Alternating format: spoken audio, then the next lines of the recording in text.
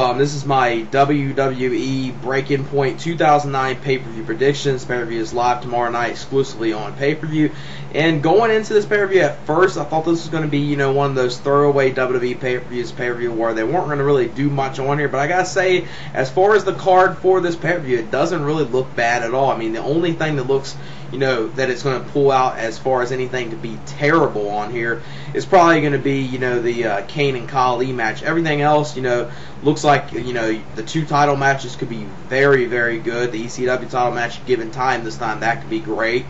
And a couple other things on this pay-per-view look pretty good. Now, the one complaint that a lot of people are having about this pay-per-view card is the WWE not including the IC title match between Dolph Ziggler versus John Morrison on this pay-per-view, which I gotta agree with the people. The reason why they're not putting it on this pay-per-view is due to time constraints, yet they just add the U.S. title to here, so I don't know, maybe they just didn't want the IC title online at this pay-per-view for some reason or another, which doesn't make any sense, because at first you're saying, okay, you don't have enough time for it, but you're putting the U.S. title match on here that doesn't really have any build to it. You're putting Kane and Khali on here, match no one cares about, so you got two matches there that really, one no one cares about and one that really doesn't have any build, and at least Ziggler and Morrison kind of has somewhat of a little build to it. And the IC title's been seeming like it was going to be a prestigious title. Then John Morrison wins, and then the first pay-per-view that comes up that he has the title around his waist, he doesn't defend the title, so I don't understand why they're doing that. It doesn't make any sense. That's really the only complaint on here, is the IC title should be on the line on here. Not saying Morrison and Ziggler, I'm not saying it would be a classic match, but it would be a whole lot better than, I think, the U.S. title match, and it will be definitely better than the Kane and Khali match. Now, the first matchup will most likely be the U.S. title match with Kofi Kingston defending the United States Heavyweight Championship against The Miz. Now, they haven't really been doing much with Kofi Kingston with this U.S. title, so I'm thinking they're probably going to give the title to The Miz on this pay-per-view, because that's the one thing they're going to have to do with Miz. If he loses this match, he's really going to be lost. They're not going to have anything to do with him, so I see him going over here and winning the U.S. title, and that's pretty much the reason why I think this match is added to this pay-per-view, just to kind of, have The Miz on pay-per-view, have him go over, have him win the mid-card title and the U.S. title, and then start doing something with it and start building him up, because that's the way they seem like they're going to do with The Miz. So see The Miz going over and winning the U.S. championship. U.S. Heavyweight Championship. Now, the next matchup will be Kane versus the Great Khali in a Singapore Kane match. Now, the good thing about this, and there's really not much good about this match, but the one thing that's good about it, at least has a gimmick to it. Maybe the gimmick to this could make it at least a little watchable, but I still don't think it's going to be much of anything. It's a match that shouldn't be on this pay-per-view, and it's just a waste of space. This match should be something that's on SmackDown, not a WWE pay-per-view or any pay-per-view, no matter what. Kane will go over in this match, but like anyone even cares. Now, the next matchup, this match could go either way. This match could be at least solid. I'm thinking it could possibly be at least a solid match, and this is the Unified Tag Team Championship match with Chris Jericho and the Big Show defending the championships against Mark Henry and MVP. Now, the one thing that could make this match good is, just as long as Big Show and Mark Henry aren't in the match that much, this could possibly turn out to be actually an okay tag match. MVP and Jericho, I think they could do a lot of great stuff with each other. So I would say if they're in the match for about 75 to 80% of the time, this could at least be, one of those, at least a watchable to an average match overall. Could maybe be better than what I'm actually thinking it's going to be, because that's the way the DX versus Legacy match was at last pay-per-view's WWE SummerSlam. I wasn't expecting anything out of that, and that turned out to be good. So maybe it could be a little shocker. Maybe it'll turn out to be better than what I think, but I think it's going to be at least watchable, maybe decent, just as long as they have MVP and Jericho in there for the most of the time, and Big Show and Jericho will retain the WWE Unified Tag Team Championships. Now, the next matchup will be Christian versus William Regal for the ECW title. Now, just as long as this match gets time, just as long as this match gets 10 to 15 minutes, this could be a great match. This could possibly be one of the top matches of the night. I still think the other two world title matches will be better, but still, this match right here, just given time, it could be very good. And I see Christian retain the ECW championship. just because it doesn't look like they're going to get Christian off the ECW brand quite, not yet at least. And I don't think they'll give the title to William Regal. I won't mind either way because I like both of them. But Christian, I will say, Christian will retain the ECW Championship. Given time, could be a very good match. Next matchup is DX, Triple H, and Shawn Michaels versus Cody Rhodes and Ted DiBiase Jr.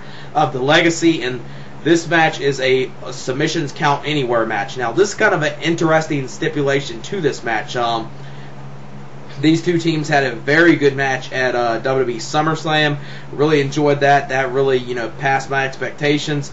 And maybe this time it could be even better. Now, the one thing I'm kind of curious how this is going to turn out with the whole, submissions count anywhere. Now, that thing right there, it maybe could hurt it, maybe help it. Who knows? We'll have to kind of wait and see how that turns out. It could go either way. It could help it out very well, or it could turn it into a complete clusterfuck.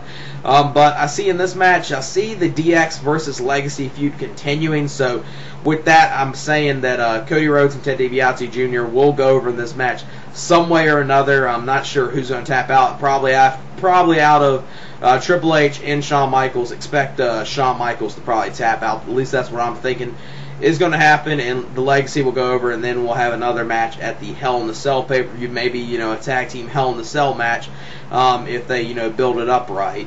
Now, the next matchup will be the first of the two main events, even though I guess you kind of could say three main events. WWE kind of be saying that since you got DX versus Legacy on here, but the first of the main title matches is going to be Undertaker versus CM Punk for the WWE for the World Heavyweight Championship in a submission match. Now, these two, I have very high expectations for this match, but the one thing that I'm kind of expecting already going into this match is that this match might end in some type of disqualification or something on that lines or another. CM Punk, I think, is going to retain the title somewhere or another, but Undertaker is going to technically win the match. It's going to end in disqualification, but Undertaker is going to win the match, but he isn't going to win the World Heavyweight Championship. Then I see Undertaker and CM Punk, I see them having a match at the Hell in the Cell pay-per-view, and maybe at that pay-per-view you have Undertaker go over and win the championship right there, because the one thing you don't want to do is, obviously, you don't want CM Punk to make the Undertaker submit, because this is Undertaker's first match back on pay-per-view, so that's the one thing. You don't want Undertaker to, on his first match on pay-per-view, come here, tap out to CM Punk. Maybe they could do it in a way where he passes out or something like that, where he doesn't actually tap out, but CM Punk wins that way. Or, have an end in disqualification. What seems like the way they'll probably book it, with CM Punk losing the match via disqualification, but keeping a hold of the title. So, but I think nonetheless, even if it ends disqualification, just as long as it's booked in a good way, because there's actually sometimes matches that end in disqualification can be actually booked pretty well. I mean, just look at Stone Cold Steve Austin and Kurt Angle from SummerSlam 2001. That ended in disqualification. That was an excellent match. If it's booked on that way, it could be, a very good match. But I think, we're just going to get a little taste of what these two can do, because I think this is going to be a feud WWE is going to at least have last until at least, I think, maybe till the Survivor Series pay-per-view, or who knows, maybe they'll have it, them two have a match at the TLC pay-per-view in December, since Undertaker did have that, pretty decent TLC match with Edge at Extreme Rules or One Night Stand back in 2008, so maybe they'll have it last that long, because I think since, they have John Morrison with the IC Championship, I think that's going to, have him be in the mid-card for a little bit, then maybe by the time of, March, April, maybe WrestleMania, have him win the Money in the Bank, and then have him contend for the World Heavyweight Championship and win it sometime next summer. That's the way I think they'll do it with, John Morrison. But I think no matter the way this match ends, I think CM Punk and Undertaker should be a very good match. Now, the next matchup will be John Cena versus Randy Orton in an I Quit match for the WWE Championship. Now,